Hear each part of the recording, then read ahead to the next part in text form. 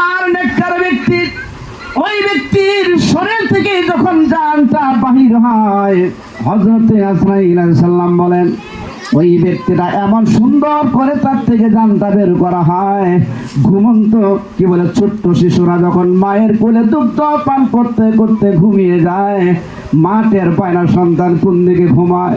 নেককার মানুষ যখন মারা যায়, আমি তেমন করেই তার জানটাকে কবজ করে নেই। নেককার মানুষের ব্যাপার তেমন হয়।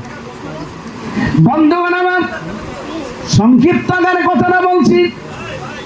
এবার হযরত ইদ্রিস আলাইহিস সালাম হযরতে আজরাইলকে ডাক দিয়া বলে, তাহলে চলুন একটু ঘুরে আসি, জাহান্নামটা একটু দেখে আসি কেমন। হযরতে আজরাইল হযরত ইদ্রিস আলাইহিস সালাম দুইজনে জাহান্নামের দ্বার দিয়ে ঘুরে আসলেন। এবার বলে চলেন যাই একটু জান্নাতটা দেখে আসি। বলেন চলেন যাই। হযরত আজরাইল আর হযরত ইদ্রিস আলাইহিস সালাম যখন জান্নাত দেখতে আসলেন, এবার হযরত ইদ্রিস বলেন আপনি একটু দাঁড়ান, আমি জান্নাতের বারান্দায় যাই। এর আগের আরেকটা ঘটনা, সেটা কি, আজরাইল আলাইহিস সালামের সঙ্গে আজরাইল সালাম যখন ইদ্রিস আলাইহিস সালামের সঙ্গে মৃত্যুর যন্ত্রণার কথা বললেন, তখন ইদ্রিস আলাইহিস সালাম বলেন, আচ্ছা মৃত্যুর কষ্ট কেমন এটা আমি কি করে বুঝবো? এটা মৃত্যু হইলেই তো বুঝবেন, এর কথা বোঝার বুদ্ধি নাই। বলে ঠিক আছে, তাহলে তুমি আমাকে আগে মৃত্যু দাও, আমাকে মৃত্যু দিয়ে তারপরে আমার জানটা আবার ফেরত দেবে। হযরত আজরাইল বলেন, এ আল্লাহর নবী ইদ্রিস, জান কবজ করা আমার কাজ, আমি জান কবজ করতে পারি, আমি কিন্তু কোনোদিন জান ফেরত দিতে পারি না, এটা আমার ক্ষমতা নাই, আমার কাজ নয়, আমি পারি না। আমি কিন্তু কবজ করতে পারি, জান ফেরত দিতে পারি না। হযরত ইদ্রিস আলাইহিস সালাম বললেন, না আমারটা ফেরত দিতে হবে। বলেন না না, ফেরত আমার পক্ষে দেওয়া সম্ভব নয়। আপনি আল্লাহর কাছে বলেন যদি কোনো ব্যবস্থা হয়। আমার আল্লাহ আজরাইলকে ডাক দিয়ে বলে, রে আজরাইল, আমার ইদ্রিসের জানটা কবজ করে একটু সময় তুমি হাতের মধ্যে রাখবে, তারপরে তুমি তার দেহে আবার ফেরত দেবে। সুবহানাল্লাহ, আবার ফেরত দেবে।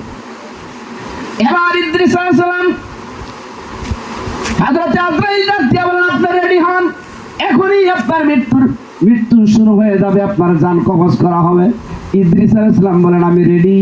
এবার বল আমাকে বেশি কষ্ট দিবা না কম কষ্ট দিবা? চুক্তি করছি। হযরত আজরাইল বলেন, আপনি বলেন বেশি কষ্ট দেব না অল্প কষ্ট দেব না, একবার আরামে মউত দিব। ইদ্রিস আলাইহিস সালাম বলেন, বেশি কষ্ট দিলে সহ্য করা যাবে না, আরামে মরলে আবার কষ্টের কথা বোঝা যাবে না, সুতরাং সামান্য কষ্ট দিয়ে আমাকে মারবেন। আল্লাহু আকবার, সামান্য কষ্ট দিয়ে আমাকে মারবেন। এবার আজরাইল বলে, রেডি হন। ইদ্রিস আলাইহিস সালাম বলেন, আমি রেডি, জান কবজ করেন।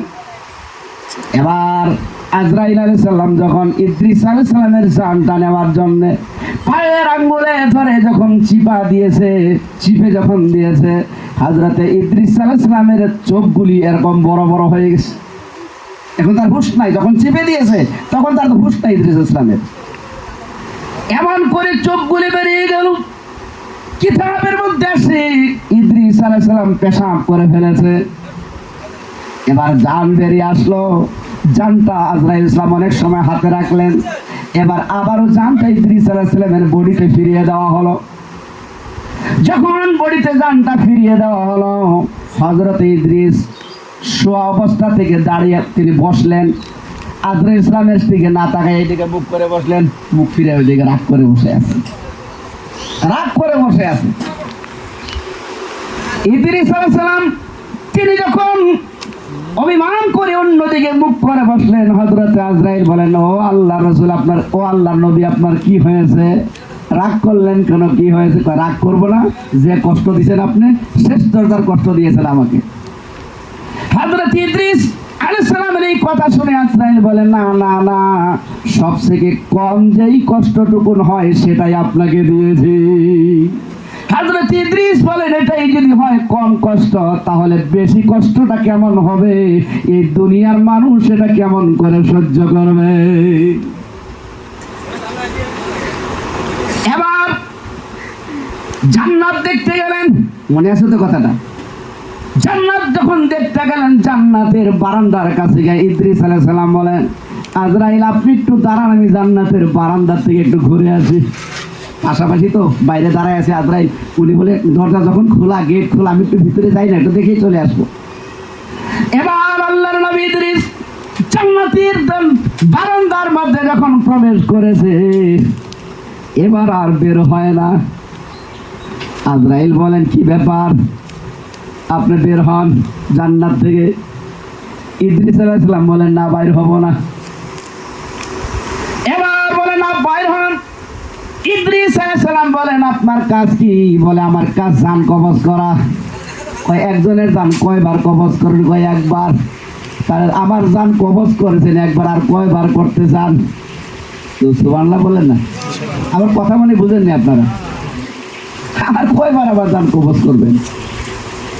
এবার আল্লাহ রাব্বুল আলামিনের দরবারে হযরত আজরাইল ডাক দিয়ে বলে, আল্লাহ তোমার ইদ্রিস নবী জান্নাতের বারান্দা থেকে আর বের হয় না। আমার আল্লাহ বলেন, আজরাইল থাকতে দাও, আমার বন্ধুকে থাকতে দাও, জান্নাতের বারান্দায় থাকতে দাও।